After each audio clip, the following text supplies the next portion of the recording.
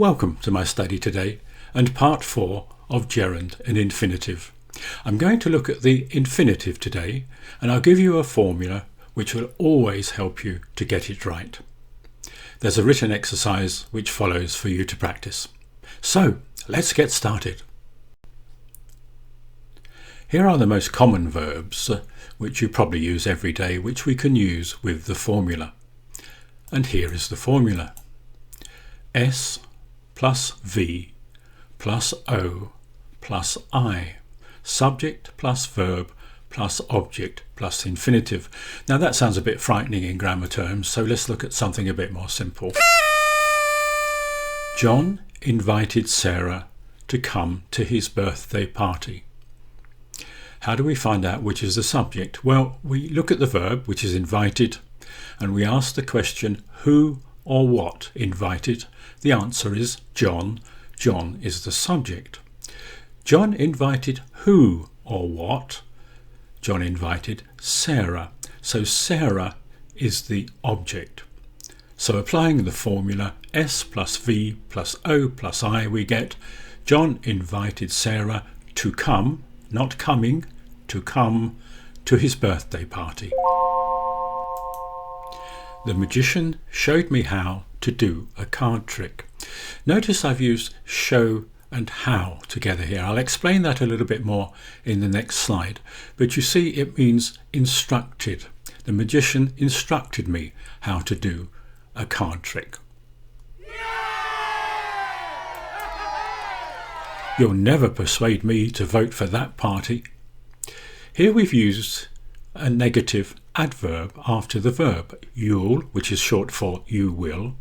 You will never persuade me, but it's still the same formula.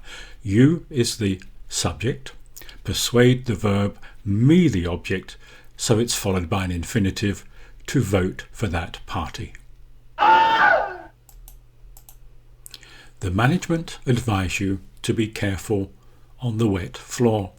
To be is quite commonly used as a structure in this formula. The management advise you to be careful on the wet floor. We are training our dog to hunt for drugs. We are training is the verb, we is the subject, our dog is the object, to hunt is the infinitive. It follows the formula. The policeman ordered us to return home. This ticket only allows one person to watch the match.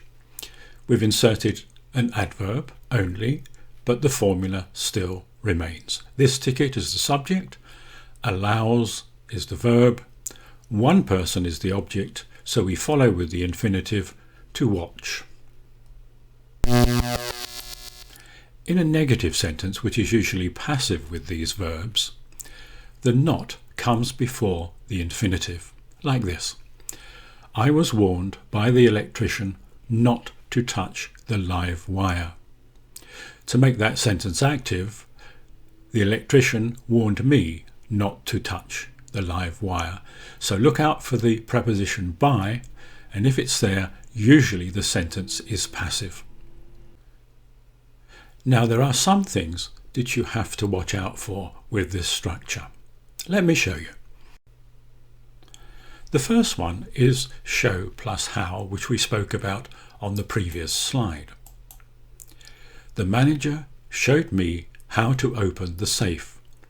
In this context, it means gave me instructions, but it can have another meaning. The manager showed me the open safe. That's without how and means indicated or pointed out. So be careful when you use show and how. Make takes an object and an infinitive without to, like this.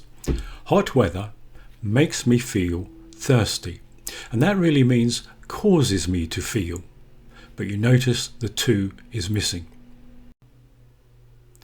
In this example, we use make in the past tense. The bully made me do it, which really means forced me to do it. We can put that in the passive way. I was made to do it by the bully. And there's your by, which I referred to earlier to show it's a passive sentence. The verb to tell can behave in 3 different ways depending on how we structure the sentence.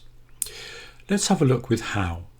The mechanic told me how to fix the flat tyre. That's in the sense of gave me instructions. If we use tell plus the infinitive with the subject verb object structure, the mechanic, subject, told me the object, to fix the flat tyre, we mean he gave me an order. And if we use tell with that, we mean to inform. He told me that I was late. It means he informed me that I was late. Let is another verb where the infinitive which follows does not have to. Pete let me borrow his lawnmower, not let me to borrow. What we're actually saying is he allowed me to borrow. And the negative with let, the bank would not let me have a loan. Not to let me. Notice the to is missing. Before we look at the exercises for you to practice, could I ask you to subscribe below and perhaps tell some of your fellow students about our videos and ring that bell. Follow the instructions, but remember sometimes to is missing. The answers follow.